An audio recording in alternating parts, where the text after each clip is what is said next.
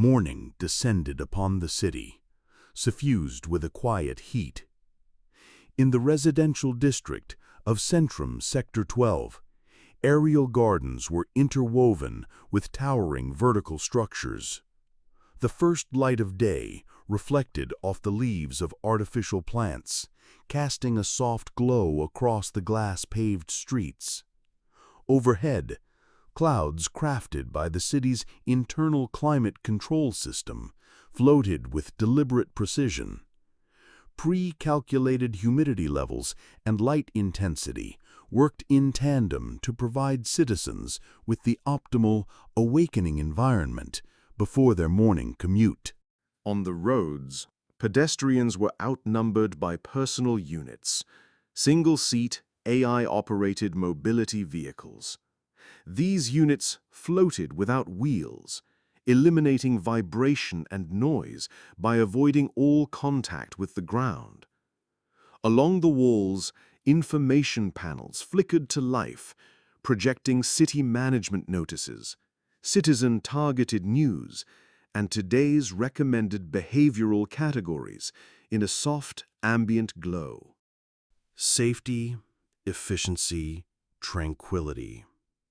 The three ideals of the city were, as always, perfectly aligned this morning. The L.I.S. station was functioning normally, and the number 71.42 appeared clearly in Yuto's field of vision. It wasn't anything remarkable, but it was stable, enough to reassure his foster parents.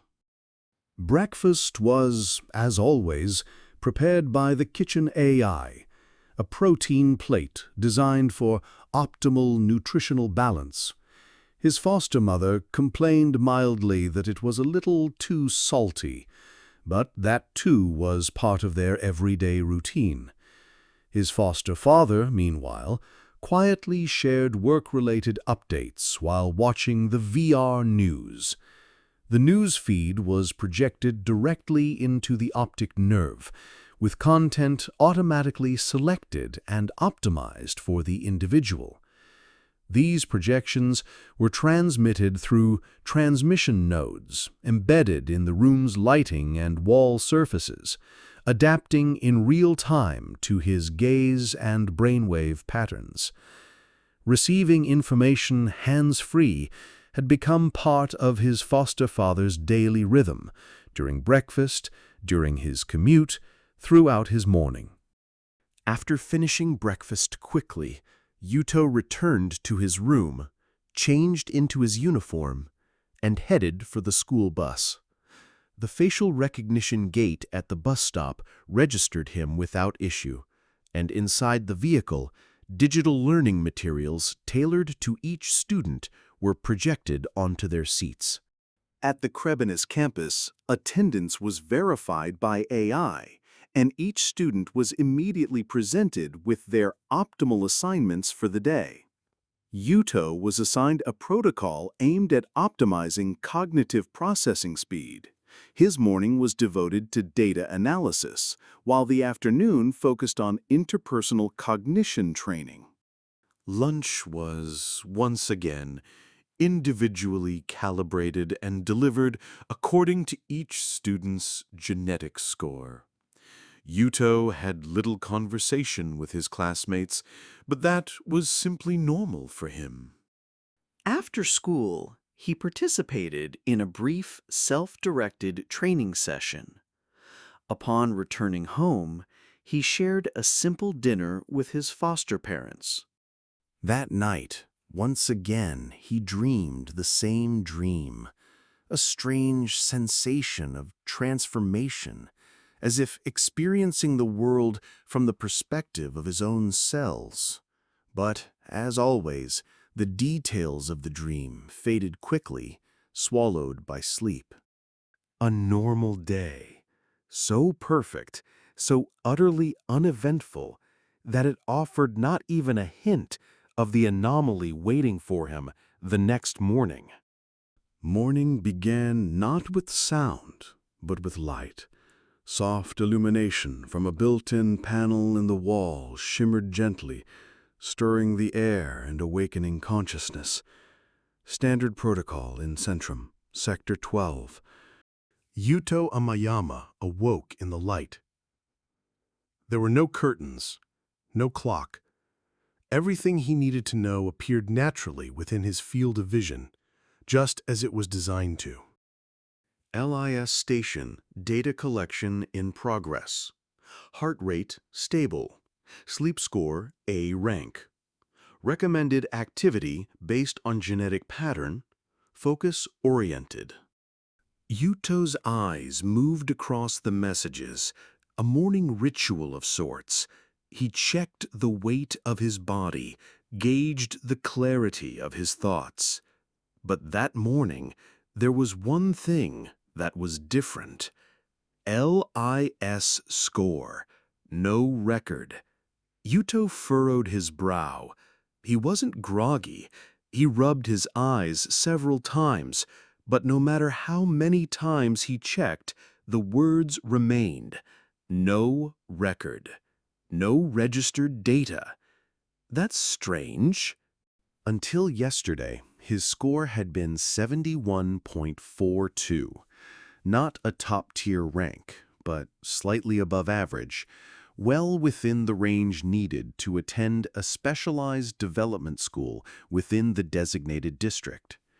There was no reason it should simply vanish. Yet even after restarting the station, the result was the same. No record. Yuto exhaled softly and sat up slowly. The air conditioning responded automatically, raising the room temperature by half a degree. A display embedded in the wall began reading out his schedule in an even, neutral tone. Today, Education Protocol 3A scheduled.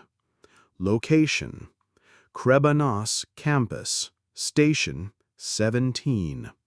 While changing into his uniform, Yuto stared at his reflection in the mirror, a boy who had just turned 17. His eyes carried a cool distance. He was well aware that more than anyone else his age, he had a tendency to keep a wall between himself and others. The L.I.S. score was gone. And yet, he felt no panic. If anything, somewhere inside he thought, of course I'm different. When had that conviction first taken root in him? It had started with a dream. For the past several weeks, he'd had the same one every night. Or rather, it felt less like dreaming and more like memories flowing into him. His vision blurred, light rippled like waves. Beyond it, cell-like entities pulsed, divided, and reassembled. Tissues resembling organs underwent constant self-repair within a pale bluish glow. He didn't know what it was. He only knew, without question, that he knew it. In the dream, he felt his body dissolve on a cellular level, breaking down and reconfiguring into an entirely different structure. At first, it terrified him. But over time, as the dream repeated, that fear gave way to a quiet relief, something almost like nostalgia. The transformation reached his skin, his veins, his very bones. Eventually, even sight itself faded, and he was enveloped by a world where only one thing remained: the structural information of a thinking organ, something like a brain.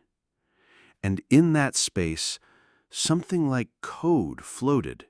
Strings of symbols, digits entwined with letters. With each pulsation of that cryptic data, the body within the dream updated itself.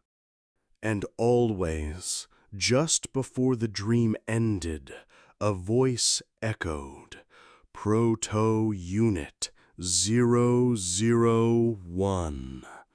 It belonged to no one, and yet unmistakably it was carved into the core of his being.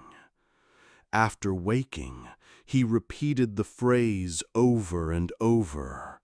He didn't know what it meant, and yet he felt with absolute certainty that it was connected to the origin of his existence. That morning, when the L.I.S. station displayed no record, it wasn't just a system error. Something had begun, and it was moving without question.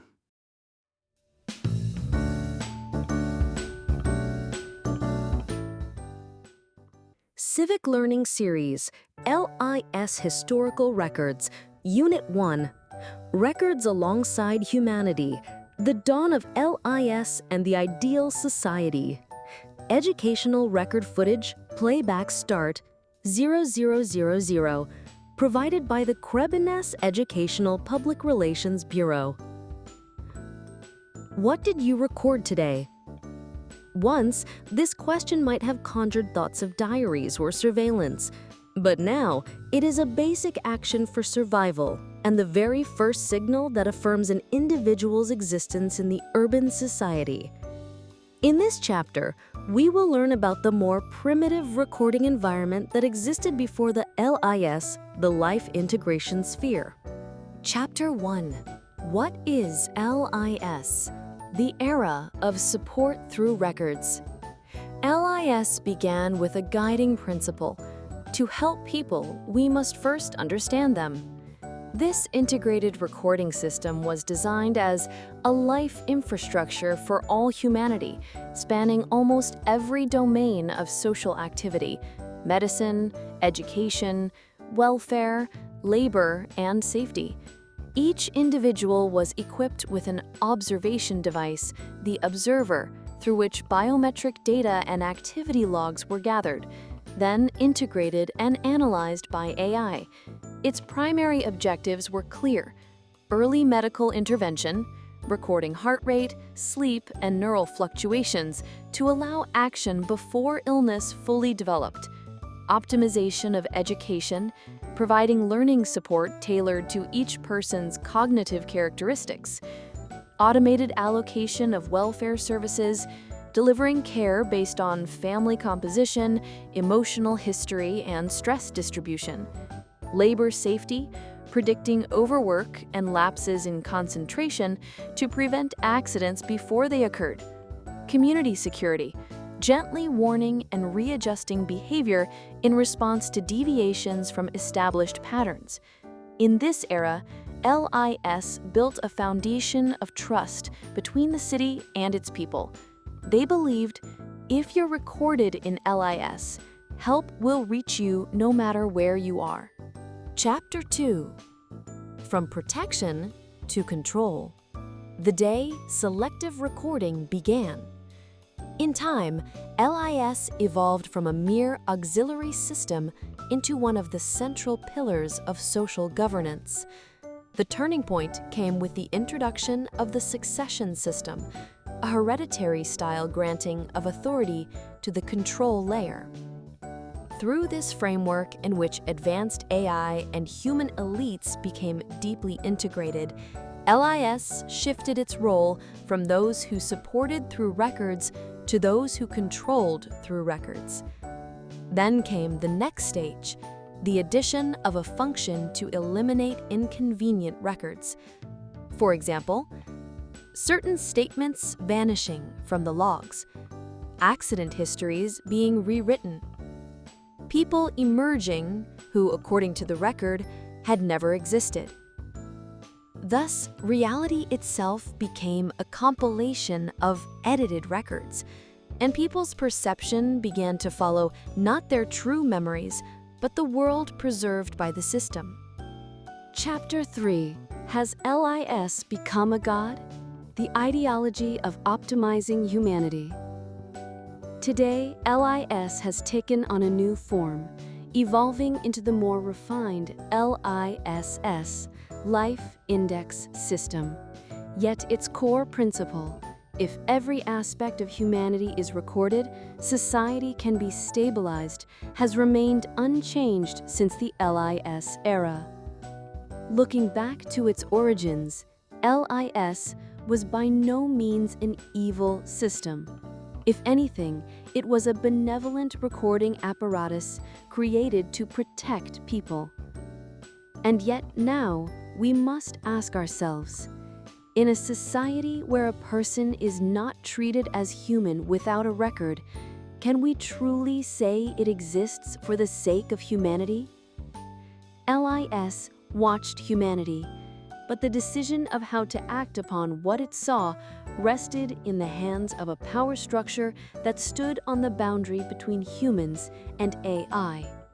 End of footage, next section, L.I.S. scores and ethical hierarchies.